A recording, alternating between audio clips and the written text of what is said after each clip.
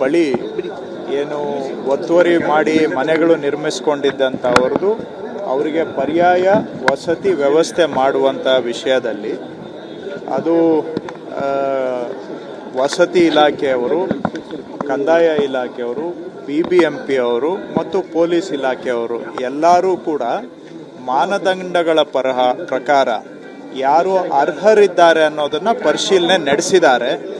ಪರಿಶೀಲನೆ ಇನ್ನೂ ಕೂಡ ನಡೆದಿದೆ. ಪರಿಶೀಲನೆ ಮುಗಿದ ನಂತರ ನಾವು ಮೊದಲನೇ ಪಟ್ಟಿ ಪೂರ್ತಿ ಪರಿಶೀಲನೆ ಮಾಡೋದಕ್ಕೆ ಸಮಯ ಆಗುತ್ತೆ. ಆದರೆ ಮೊದಲನೇ ಪಟ್ಟಿಯನ್ನು ಆದಷ್ಟು ಬೇಗ ಕೆಲವರಿಗೆ ಯಾರು ಅರ್ಹರಿದ್ದಾರೆ ಅವರಿಗೆ ಪರ್ಯಾಯ ವಸತಿ ವ್ಯವಸ್ಥೆಗೆ ಮಾಡಿಕೊಡ್ಬೇಕು ಅಂತ ನಾವು ಹೇಳಿದ್ದೇವೆ. ಇನ್ನೂ ಪರಿಶೀಲನೆ ನಡೆದಿದೆ. ಒಂದು ಹಂತದ ಪರಿಶೀಲನೆ ಆಗಿದೆ. ಅದಾದಮೇಲೆ ಪೊಲೀಸು ಮತ್ತು ರೆವಿನ್ಯೂ ಡಿಪಾರ್ಟ್ಮೆಂಟ್ನವರು ಕೂಡ ವೆರಿಫೈ ಮಾಡ್ತಾ ಇದ್ದಾರೆ. ವೆರಿಫಿಕೇಷನ್ ಇನ್ನೂ ನಡೆದಿದೆ. ವೆರಿಫಿಕೇಷನ್ ಮುಗಿಯೋವರೆಗೂ ಸದ್ಯಕ್ಕೆ ನಾವೇನು ಅದ್ರ ಬಗ್ಗೆ ಕಾಮೆಂಟ್ ಮಾಡೋದು ಸರಿಯಿಲ್ಲ. ಇವತ್ತೇನು ಇಲ್ಲ. ಆಯ್ತಪ್ಪ, ಹೇಳಿದೇನಲ್ಲ, ಒಂದು ಹಂತದ ಪರಿಶೀಲನೆ ಆಗಿದೆ. ದಯವಿಟ್ಟು ಗೊಂದಲ ಮಾಡ್ಕೋಬೇಡಿ. ಆದರೆ ಅದನ್ನು ನಾವು ಪೊಲೀಸ್ ವೆರಿಫಿಕೇಷನ್ನು, ರೆವಿನ್ಯೂ ಡಿಪಾರ್ಟ್ಮೆಂಟ್ ವೆರಿಫಿಕೇಷನ್ಗೂ ಕೂಡ ಕಳಿಸ್ಕೊಟ್ಟಿದ್ದೇವೆ.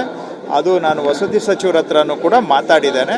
ಅವರು ಹೇಳಿದ್ದಾರೆ ಸ್ಪಷ್ಟವಾಗಿ ಎಲ್ಲ ಅರ್ಹತೆಗಳ ಮಾನದಂಡಗಳ ಪರಿಶೀಲನೆ ಕಂಪ್ಲೀಟ್ ಆಗಬೇಕು. ಎಲ್ಲ ರೂಲ್ಸ್ ಪ್ರಕಾರ ಅವರು ಅರ್ಹರಾಗಬೇಕು. ಯಾವುದೇ ರೂಲ್ಸನ್ನು ಬೈಪಾಸ್ ಮಾಡಿ ನಾವು ಏನೋ ತಕ್ಷಣಕ್ಕೆ ಮಾಡುವಂಥದ್ದು ಆಗಬಾರ್ದು.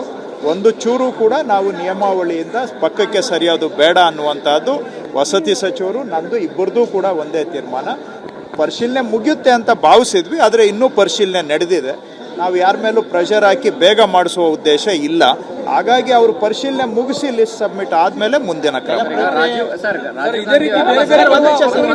ಬಳಿ ಏನು ಒತ್ತುವರಿ ಮಾಡಿ ಮನೆಗಳು ನಿರ್ಮಿಸಿಕೊಂಡಿದ್ದಂಥವ್ರದ್ದು ಅವರಿಗೆ ಪರ್ಯಾಯ ವಸತಿ ವ್ಯವಸ್ಥೆ ಮಾಡುವಂಥ ವಿಷಯದಲ್ಲಿ ಅದು ವಸತಿ ಇಲಾಖೆಯವರು, ಕಂದಾಯ ಇಲಾಖೆಯವರು, BBMP ಅವರು ಮತ್ತು ಪೊಲೀಸ್ ಇಲಾಖೆಯವರು ಎಲ್ಲರೂ ಕೂಡ ಮಾನದಂಡಗಳ ಪ್ರಕಾರ ಯಾರು ಅರ್ಹರಿದ್ದಾರೆ ಅನ್ನೋದನ್ನು ಪರಿಶೀಲನೆ ನಡೆಸಿದ್ದಾರೆ. ಪರಿಶೀಲನೆ ಇನ್ನೂ ಕೂಡ ನಡೆದಿದೆ. ಪರಿಶೀಲನೆ ಮುಗಿದ ನಂತರ ನಾವು ಮೊದಲನೇ ಪಟ್ಟಿ ಪೂರ್ತಿ ಪರಿಶೀಲನೆ ಮಾಡೋದಕ್ಕೆ ಸಮಯ ಆಗುತ್ತೆ. ಆದರೆ ಮೊದಲನೇ ಪಟ್ಟಿಯನ್ನು ಆದಷ್ಟು ಬೇಗ ಕೆಲವರಿಗೆ ಯಾರು ಅರ್ಹರಿದ್ದಾರೆ ಅವರಿಗೆ ಪರ್ಯಾಯ ವಸತಿ ವ್ಯವಸ್ಥೆಗೆ ಮಾಡಿಕೊಡ್ಬೇಕು ಅಂತ ನಾವು ಹೇಳಿದ್ದೇವೆ. ಇನ್ನೂ ಪರಿಶೀಲನೆ ನಡೆದಿದೆ.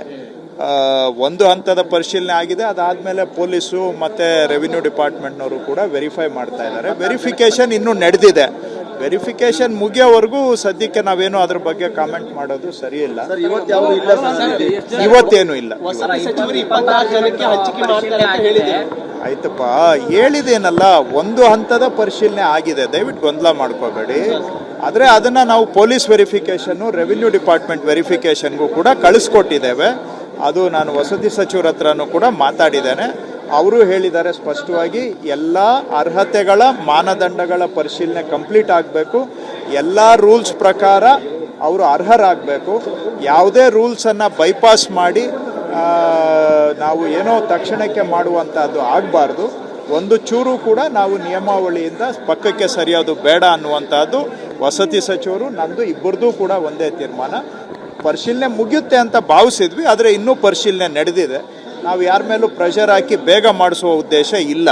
ಹಾಗಾಗಿ ಅವರು ಪರಿಶೀಲನೆ ಮುಗಿಸಿ ಲಿಸ್ಟ್ ಸಬ್ಮಿಟ್ ಆದಮೇಲೆ ಮುಂದಿನ ಕ್ರಮ.